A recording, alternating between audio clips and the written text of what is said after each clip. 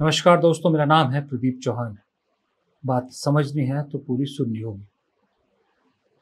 दोस्तों, पिछले कई दिनों से जिस तरह से मीडिया में अक्रॉस द प्लेटफॉर्म, चाहे वो सोशल मीडिया हो, चाहे टीवी मीडिया हो, चाहे अखबार हो, एक कहानी लगातार सुर्खियां बटोरे हुए हैं।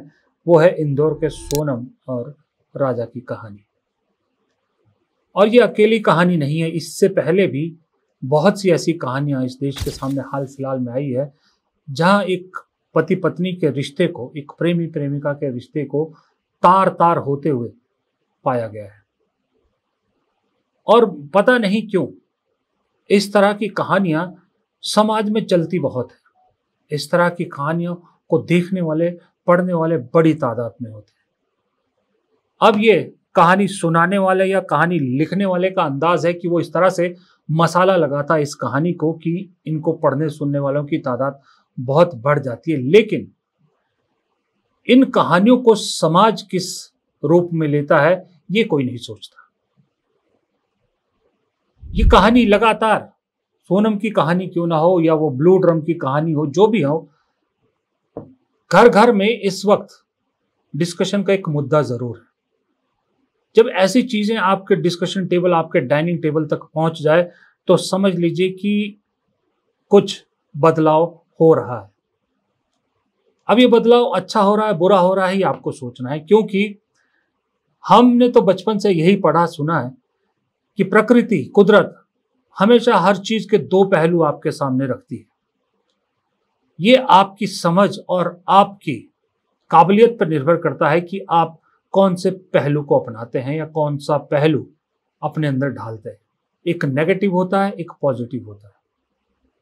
लेकिन आज के इस वक्त में जहां सोशल मीडिया ने हमारी जिंदगी को झकझोर के रख दिया है, वो हमेशा नेगेटिव पहलू को ही पहले चुनती है। ऐसा क्यों है?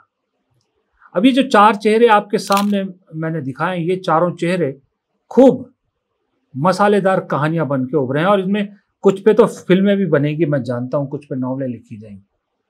लेकिन उसी में कुछ दिन पहले की ये भी एक प्रेम कहानी थी। इसका जिक्र एक दो दिन चला, उसके बाद खत्म हो गया। ये उतनी लंबी नहीं चली जितनी इन चारों की कहानियां चली। ये कहानी क्या शानदार कहानी थी। ये कहानी थी विवेक और सृजना की। हालांकि ये नेपाल के रहने वाले थे, लेकिन कहानी है रिश्तों की, आत्मीय रिश्तों की, पति पत्नी के रिश्तों की। ये धर्म, समाज, देश से कहीं ऊपर होते, जिसमें प्यार, समर्पण और संघर्ष का एक बहुत खूबसूरत मिश्रण था इसकी कहानी में, विवेक और सृजना की कहानी में। विवेक एक सोशल मीडिया इन्फ्लुएंसर था नेपाल का, जाहिर सी बात है। और सृजना के बारे में कहा जाता है वो यूएस में पीएचडी कर रही थी, उनकी पत्नी थी। दोनों एक दूसरे से खूब प्यार करते थे।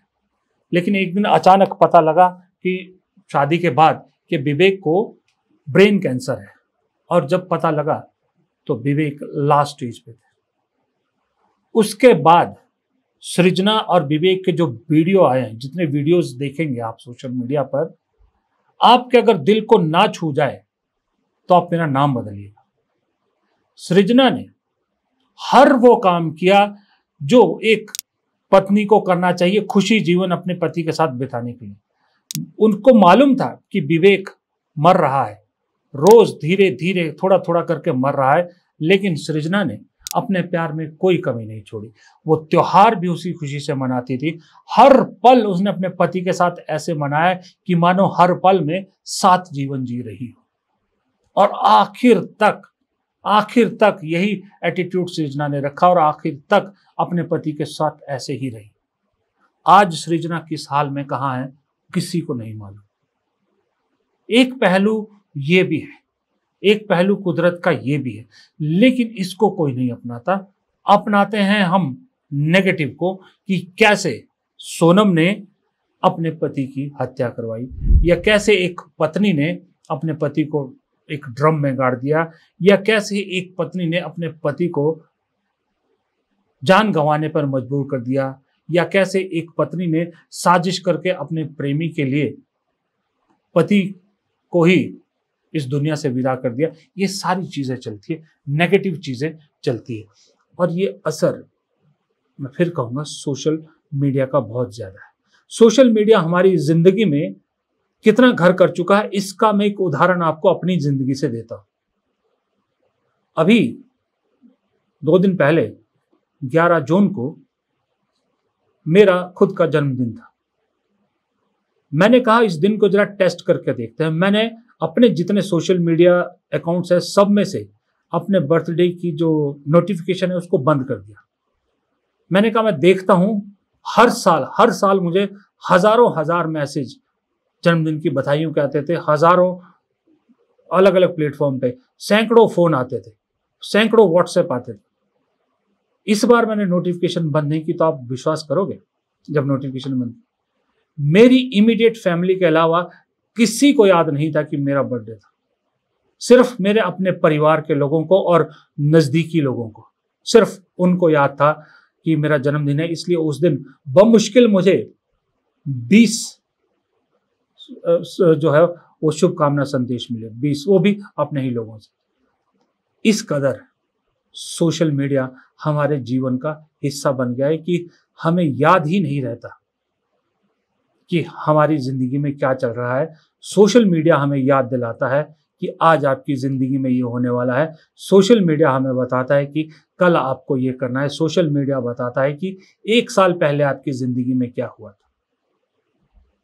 यानी इस मोबाइल ने इंसान को इंसान नहीं छोड़ा है, इंसान को एक चलती फिरती मशीन बना के छोड़ दिया, जिसमें दिमाग की जगह गधे का दिमाग डाल दिया है एक तरह से, जिसको वही याद रहता है जो उसे ये सोशल मीडिया करने को कहती। इसीलिए जो सोशल मीडिया इन्फ्लुएंसर, जो सोशल मीडिया इन्फ्लुएंस है, वो हमारी जिंदगी का इस तरह से हिस्सा बन गए हैं कि इस तरह की ये नेगेटिव कहानियां हमारे बेडरूम्स तक पहुंच गई।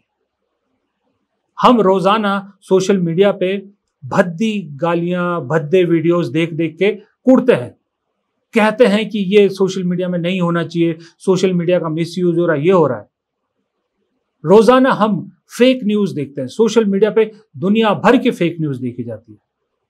रोजाना हम सोशल मीडिया पे देखते हैं कि शरीफ से शरीफ आदमी का, उसके परिवार का कैसे चीरहरण किया जाता है, छोटी छोटी बच्चियों को नहीं छोड़ा जाता।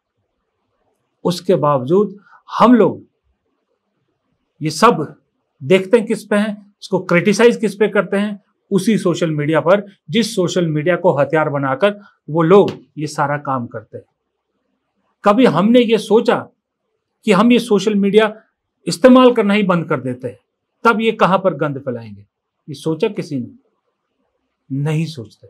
सोचा भी होगा तो 1 घंटे बाद फिर वो सोच बदल जाती है, क्योंकि फिर हम वही रील्स और वो सब देखने लग जाते हैं। मुझे मालूम है जो मैं ये कह रहा हूं, अगर इस पे जनता ने काम करना शुरू कर दिया, सोशल मीडिया से दूर हो गए, तो हम जैसों की बहुत की दुकानें भी बंद हो जाएगी। इसमें कोई झूठ नहीं है, सही में हम सब की दुकानें बंद हो जाएगी, हमें रोजगार का कोई और साधन ढूंढना पड़ेगा, इसमें कोई दो राय नहीं है। लेकिन सच्चाई तो सच्चाई रहेगी ना।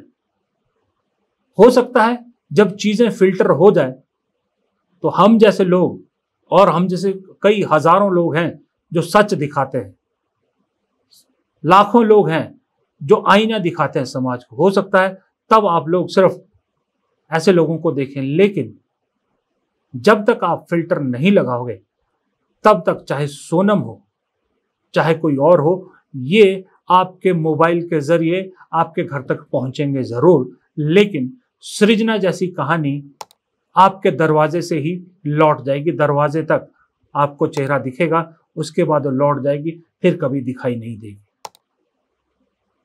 सितारे दरअसल वो नहीं हैं जिन्हें हम फिल्मी पर्दों पर, खेल के मैदान पर या आसमान पर देखते हैं।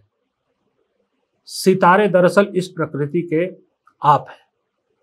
सितारे हम हैं, सितारे इंसान हैं। हम सितारे, हम मतलब सभी लोग एक जमाने में बहुत मजबूत हुआ करते थे, जब हमारे घर में वो डायल वाला फोन हुआ करता था।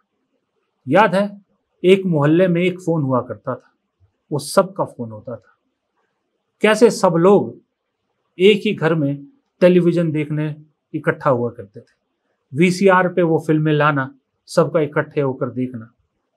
रामायण महाभारत का वो जमाना जब पूरा शहर सुनसान हो जाया करता था, वो था दरअसल जमाना। ये जमाना नहीं है, ये तो कुछ और ही है जिसका शब्द मुझे भी नहीं सूझ रहा कि इस जमाने को, आज के वक्त को क्या कहा जाए, जहां एक घर में 6 परिवारों के लोग इकट्ठा हो जाते थे एक फिल्म देखने के लिए, एक चित्रहार देखने के लिए। आज वहीं पर एक ही परिवार के 4 लोग भी 4 अलग अलग कोनों में बैठकर अपनी अपनी 6 इंच की स्क्रीन में अपनी जिंदगी तलाश कर रहे होते हैं। नमस्कार।